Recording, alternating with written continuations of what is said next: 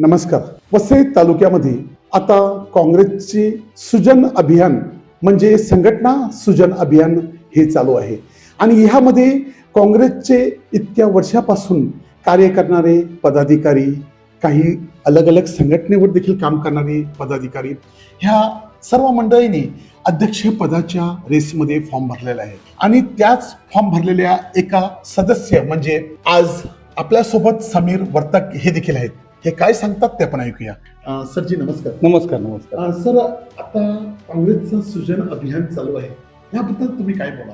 बघा, आमचे अखिल भारतीय राष्ट्रीय काँग्रेसचे मल्लिकार्जुन खरगे साहेब, त्याचप्रमाणे लोकसभेचे विरोधी पक्षनेता सन्माननीय राहुलजी गांधी, त्याचप्रमाणे ह्या सगळ्या संघटनेच्या कामावरती लक्ष देणाऱ्या अखिल भारतीय राष्ट्रीय काँग्रेस कमिटीच्या सरचिटणीस खासदार प्रियंकाजी गांधी ह्यांच्या संकल्पनेतून हे संघटन सृजन अभियान पूर्ण देशामध्ये राबविण्यात येत आहे.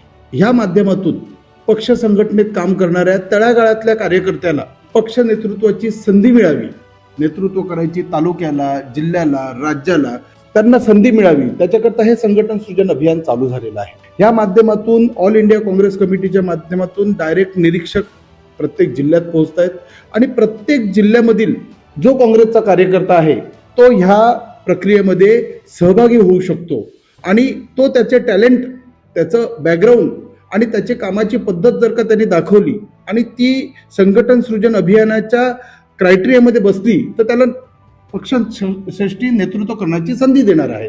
आणि खरोखर ह्या माध्यमातून आमच्यासारख्या तळागाळातल्या आणि कुठलंही राजकीय पार्श्वभूमी नसलेल्या कार्यकर्त्यांना आता आम्हाला संधी करण्याची म्हणजे नेतृत्व करण्याची संधी आम्हाला मिळते. जर का तुमच्याकडे नेतृत्वाची संधी मिळाली आणि तुम्हाला जर का वसई विरार जिल्हाध्यक्ष बनवलं तर तुम्ही 100 दिवसामध्ये काय वसईसाठी प्लॅनिंग करा? बघा, हा प्रश्न असा आहे की मिळालं तर, पण प्रत्यक्षात मागील 25 वर्षापासून वसईतल्या जनतेच्या दैनंदिनी जीवनाशी निगडीत प्रत्येक समस्यावरती आम्ही आवाज उठवत आलेलो आहोत. आपल्याला सांगू इच्छितो की सुरुवातीला ग्रामपंचायत लेवलपासून मी कामाला सुरुवात केली. पक्षांनी संधी दिली म्हणून मी जिल्हा परिषद सदस्य निवडून आलो. त्यानंतर संधी मिळाली, मी जिल्हा नियोजन समितीवरती जिंकून आलो. मला युथ काँग्रेसमध्ये महाराष्ट्र लेवलला काम करायची संधी मिळालेली आहे.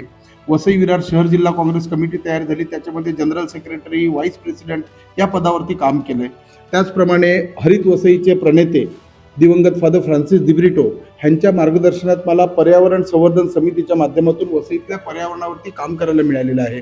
त्यामुळेच पक्षश्रेष्ठींनी माझ्या कामाची दखल घेऊन मला पर्यावरण विभागाचं महाराष्ट्राचं अध्यक्ष केलं. या सगळ्या पदांच्या मार्फत जेव्हा मी काम करत होतो तर वसईतल्या सगळ्या प्रश्नांवरती म्हणजे अगदी रस्ते, वीज, पाणी पासून ते महानगरपालिकेचं आंदोलन असो, MMRDAच्या प्रादेशिक विकास म्हणजे आराखड्याच्या विरोधातलं पर्यावरण रिलेटेड जे नुकसान होणार आहे त्याचं आंदोलन असो, किंवा बुलेट ट्रेनचा विषय असो, त्याच्यानंतर वाढवण बंदराचा विषय असो, वसईमध्ये बुडणारी वसई हा जी प्रमुख समस्या आहे तो विषय असो, आमच्या कशीत कोपर येथे धोकादायक अशी टाकी बनवायला लावलेली त्या संदर्भात विषय असो, अशा अनेक प्रश्नांवरती आम्ही काम केलेलं आहे. ह्या सगळ्या प्रश्नांसाठी आपलं सर्वधर्मीय दफनभूमी आहे तो विषय असो, किंवा आपले होल्डिंग पॉइंट्स असो, या सगळ्या विषयासाठी आतापर्यंत 6 वेळा मी आमरण उपोषणासारखे आंदोलनं केलेले आहेत. रस्त्यांवरतील खड्ड्यांसाठी रस्ते सुरळीत व्यवस्थित झाले पाहिजेत म्हणून अनेक ठिकाणी रास्ता रोको केलेला आहे. हायवे सारख्या ठिकाणी 3 वेळा आम्ही टोल नाका देखील बंद केलेला आहे. त्यामुळे मला उद्या पद मिळो न मिळो मी काम करत होतो, काम करत राहणार आणि जनतेचे प्रत्येक प्रश्न घेऊन आम्ही रस्त्यावरती उतरणार. आता सध्याच्या कंडिशनला वसई विरारमध्ये काँग्रेस पार्टीला मानणारे लोक आहेत, वोटर्स आहेत, परंतु काँग्रेसचे कार्यकर्ते एकसंथ काम करताना दिसत नाही. तुम्ही त्यासाठी काय प्रयत्न करणार? बघा, हा प्रश्न जनतेतच माहिती आहे. पूर्वीपासून म्हणजे लोकनेते अण्णासाहेब वर्तक, माजी महसूल मंत्री दिवंगत भाऊसाहेब वर्तक, माजी राज्यमंत्री दिवंगत तारामाई वर्तक ह्यांच्या माध्यमातून वसईमध्ये काँग्रेसनेच नेतृत्व केलेलं आहे आणि वसई विरारमध्ये काँग्रेसलाच मानणारा वर्ग आहे आणि ह्या काँग्रेसला मानणाऱ्या वर्गाचा वापर करूनच बहुजन विकास आघाडी मागील 35 वर्षापासून सत्तेत आहे. आता तुम्ही गेलेल्या महानगरपालिकेच्या निवडणुकीत बघा, काँग्रेस पक्षाला त्यांनी वापरून घेऊन तो सत्तेमध्ये आलेला आहे आणि ह्याच्यासाठी मी जाहीरपणे बोलत असतो. आजही जाहीरपणे बोलतो की आमच्या काँग्रेस पक्षात हितेंद्र ठाकूरने पोचलेले काही नेते आहेत ज्यांच्याशी आमचं कधीही जमू शकत नाही. माझं म्हणणं आहे की जे हितेंद्र ठाकूरला मानतात त्यांनी हितेंद्र ठाकूरच्या पक्षात जावं आणि जे काँग्रेसला मानतात त्यांनी काँग्रेसमध्ये राहावं. त्याच्यामुळे गट हा विषय नाही आहे, मानसिकतेचा विषय आहे, गुलामगिरीचा विषय आहे की तुम्ही इतर पक्षात पण पाहू शकता. असं नाही की फक्त काँग्रेसमध्येच. वसईतले सगळे पक्ष संपवण्यासाठी कारणीभूत आहे वसईतले सत्ताधारी, पण ते त्यांचं राजकारण करत आहेत. त्यामुळे माझं म्हणणं आहे की जे काँग्रेसमध्ये काँग्रेसचे कार्यकर्ते आणि पदाधिकारी वावरतात त्यांनी प्रामाणिकपणे काँग्रेस पक्षाचं काम करावं.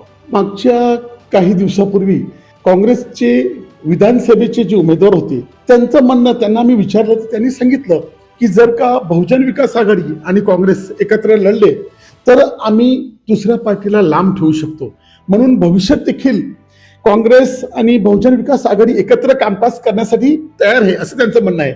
मग त्यावरती तुमचं काय म्हणणं आहे? बघा, जनतेला सगळं कळलेलं आहे. ज्या जनतेने 2019 साली 2024 साली भरभरून मतं दिली त्यांच्याकडे विचारधारा कुठली आहे हे जनतेला कळलंय की कुणीतरी त्यांना स्टेजवरून भर सभेत त्यांच्याबद्दल निंदनीय अशी वक्तव्य करतायत आणि त्याच माणसाला परत नेता मानायचं म्हणजे त्यांच्या विचारसरणीमध्ये गडबड आहे थोडी. त्याच्यामुळे त्यांच्याबद्दल सगळ्या जनतेला माहिती आहे. तर माझं म्हणणं असं आहे की काँग्रेसने जर का खरोखर माझ्यातलं नेतृत्व गुण किंवा काम करण्याची क्षमता ओळखली आणि माझ्याकडे वसई विरारच्या जिल्ह्याचं नेतृत्व दिलं तर मी तुम्हाला सांगतो पुढील 2 वर्षात ह्या वसई विरार तालुका शहर म्हणा काँग्रेस पक्ष 1 नंबरला येईल. कारण काँग्रेसला मानणाराच वर्ग वसई विरारमध्ये आहे. फक्त काय आहे की ह्या संघटन सृजन अभियानाची आम्ही वाट बघत होतो जे आलेले आहे आणि त्या माध्यमातून आम्ही नक्कीच काँग्रेस पक्षाला 1 नंबरला आणणार आहोत. काँग्रेसचं बूथ लेवलला काम करण्यासाठी प्रत्येक वॉर्ड वाईज म्हणजे आता महानगरपालिकेचे जे वॉर्ड झालेले आहेत तशा प्रत्येक वॉर्डमध्ये, कारण तुमचा काँग्रेसचा प्रभाव हा पश्चिम पट्ट्यात दिसतोय परंतु पूर्व पट्टा आणि जो शहरी पट्टा आहे ह्याच्यामध्ये देखील काँग्रेस वाढवण्यासाठी तुमचा काय मानस आहे? बघा, माझ्याकडे जेव्हा पर्यावरण विभागाचं पद होतं त्यावेळी मी तुम्हाला सांगतो पेल्लारसारख्या ठिकाणी वालीव आहे, जुचंद्र आहे, नालासोपारा पूर्व आहे, आम्ही तिथे पक्ष कार्यालय खोललेली आहेत. आमच्या इतरही काही विभागातले पदाधिकारी आहेत त्यांचीही नालासोपाऱ्यासारख्या ठिकाणी पक्ष कार्यालय आहे. फक्त काय एक चांगलं नेतृत्व आणि एक काँग्रेसकडून एक स्ट्रॉंग पाठबळ अजूनपर्यंत आम्हाला मिळालं नव्हतं. या संघटन सृजन अभियानाच्या माध्यमातून मिळणार आहे. कारण आम्ही जो कोणी जिल्हाध्यक्ष बनणार तो थेट आमचे जे सर्वोच्च नेते आहेत मल्लिकार्जुन खरगे साहेब आणि राहुलजी गांधी साहेब आहेत ह्यांच्याशी डायरेक्ट हा गोष्टी ते विचारविनिमय करू शकतात. म्हणून मी तुम्हाला सांगतो की मानणारा वर्ग सगळीकडे आहे. फक्त पोचणारे आमचे जे कार्यकर्ते नेते कमी पडत होते ते येणाऱ्या काळात ते पोचणार सगळीकडे आणि मग आम्ही बूथ लेवलपासून वॉर्ड लेवलपासून तालुका पद्धतमध्ये आम्ही 1 नंबरची संघटना बांधणी करणार आहोत. आता तुम्ही काँग्रेसला मानणारे जे लोक आहेत, जनता आहे, ह्यांना तुम्ही आता एक काय संदेश द्याल? मागील 12 वर्षापासून एक जातीवादी सरकार विशिष्ट जाती धर्माच्या लोकांना भडकवून त्यांचं सत्ता ठेवलेली आहे. सातत्याने फक्त तेवढाच विषय करायचा, जनतेच्या प्रलंबित प्रश्न, जनतेच्या गरजा ह्या बाजूला ठेवलेल्या आहेत. सत्तेत येण्या अगोदर त्यांनी अच्छे दिन लाएंगे म्हणून त्यांनी लोकांना ज्या दिशाभूल करणारी वक्तव्य केलेली ती आता जनतेच्या लक्षात आलेली आहे. पण कुठेतरी काँग्रेसचं संघटना किंवा जिल्हा वाईज असो, तालुका वाईज असो, राज्य वाईज असो, नेतृत्वामध्ये कुठेतरी एक संघता दिसत नव्हतं. परंतु आता हे जे संघटन सृजन अभियान आहे त्याच्यामुळे संपूर्ण देशात काँग्रेससाठी नवचैतन्य निर्माण होणार आहे. प्रत्येक काँग्रेस प्रेमी नागरिक आणि काँग्रेसच्या कार्यकर्त्यांना मी आवाहन करतो की आता ह्या देशाला चांगली दिशा देण्यासाठी काँग्रेस जास्त वेळ बाजूला राहणार नाहीये, लवकरच सत्तेत येणार आहे. समीर वर्तक ह्यांचं आपण सर्व मनातील शब्द ऐकलेले आहेत.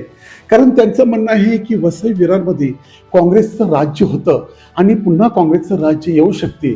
फक्त काँग्रेसचे जे काही कामकाज करतात कार्यकर्ते आहेत त्यांनी एकच संत राहिलं पाहिजे आणि राहुल गांधी आणि मल्लिकार्जुन खरगे ह्यांच्या विचारावरती आपण एकत्र काम केलं पाहिजे. वसई लाईव्ह न्यूजसाठी दिलीप डाबरेचा अब्दुल कलाम. नमस्कार.